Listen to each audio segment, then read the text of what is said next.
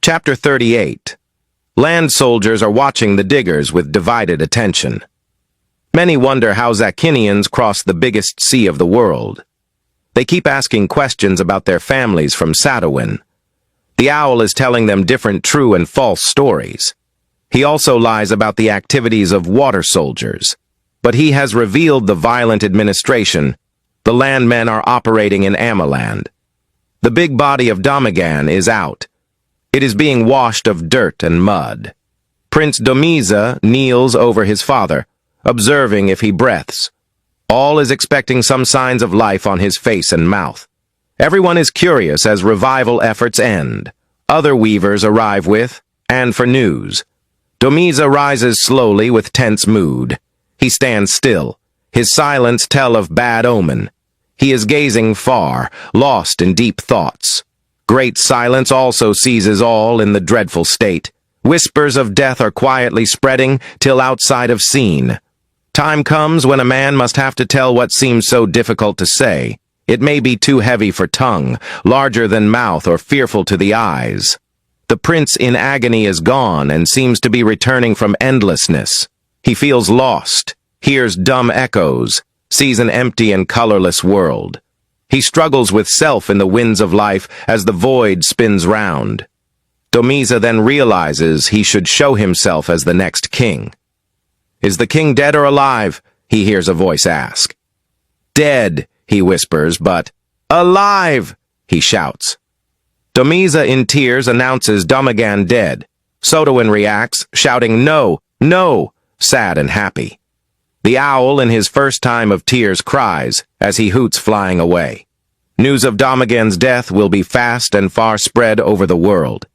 It will be good news to most Aeretians, but to the Mongers a very bad one. In Zaquinia it will be a good news not shown, for the enemies are around. Yet in Amaland, armed enemies will celebrate the king's death, and everybody will be afraid of rebuking them. Burial of Domagan must take place immediately. It must hurried, because Zanfront attack can come any moment. All the royal rites will not be done for lack of time and materials. Things have gone wrong with Domagan's life and reign. It is a bad thing in the tradition and conventions for the Amaland king to die in a foreign land. If he does, he must be buried abroad. It is beyond noon of the day. Sun is now heading downwards. Preparation for burial is underway. A large grave for his big corpse is being dug.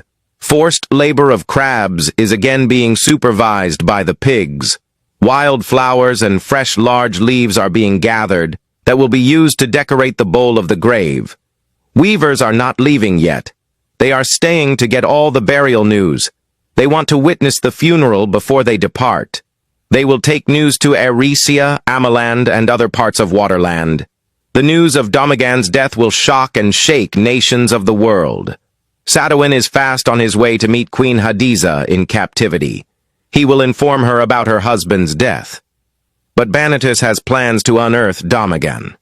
He hopes the fly thieves will not come to steal from the big corpse too. The vulture thinks how sweet the notorious corpse would taste as food. He is only wishing that the grave is not going to be too deep.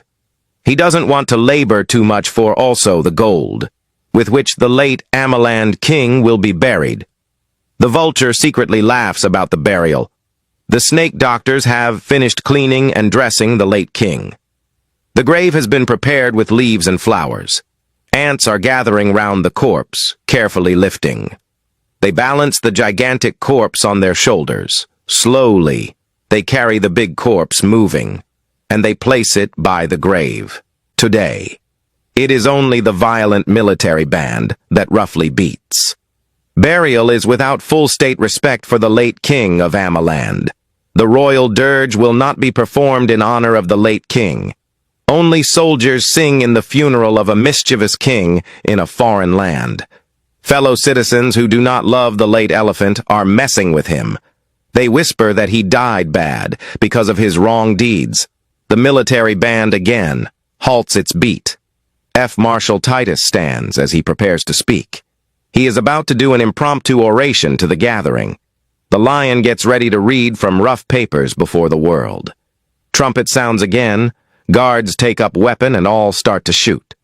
They fire 49 shots as mortars shell very loudly till the 7th.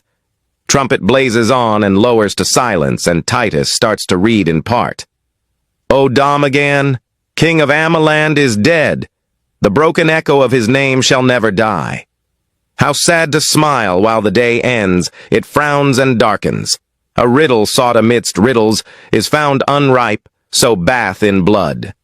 Here is a bold crown rests among alien roses, saddens in dirty beauty. How?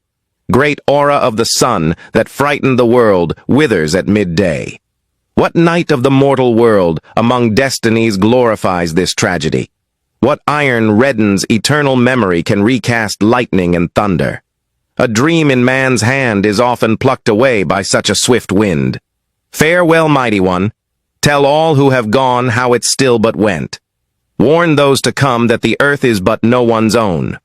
O king in life, O king in death. The man among men is dead. Titus is concluding. News of Xanfrance comes to alarm. Tears fill many eyes seeing their former king, whose voice had raged in the sky, now so dumb. A short parade is quickly being conducted by few of the royal guards, as last respect for Domagan, who lies silent in death. The ants lift late Domagan again. They let the spiders to lower him down. Domagan is slowly and gently lowered into the depth of the grave. 21-gun salute is also booming, till he is finally laid. Last ropes connecting him and life are also withdrawn, and the grave is being covered by lizards. Few more flowers are being laid. Domiza walks forward. He takes the crown in his hand. The prince stands by the grave of his father. He wears the crown, turns and faces his soldiers with forced, fake smiles. Military band strikes up a loud sound. The band beats a while and stops. Domiza begins to speak, saying, I, Domiza, and the heir prince of Amaland, hereby declare myself king of Amaland. Domagan is not dead because I, his blood, is alive. I shall follow the footsteps of my father while I live. His dreams and visions, I shall not allow to fail but to fulfill. What he wanted to do, I am willing and going to do. The generals look at one another. The common soldiers give but little cheers. Yet, there is fear the Xanfrance might soon attack as night comes. The whole world remains in a new state of global uncertainty. Zaquinian forces are in Amaland still conquering. King Megalord's whereabout is not yet known whiles Erussia at long last enters the war.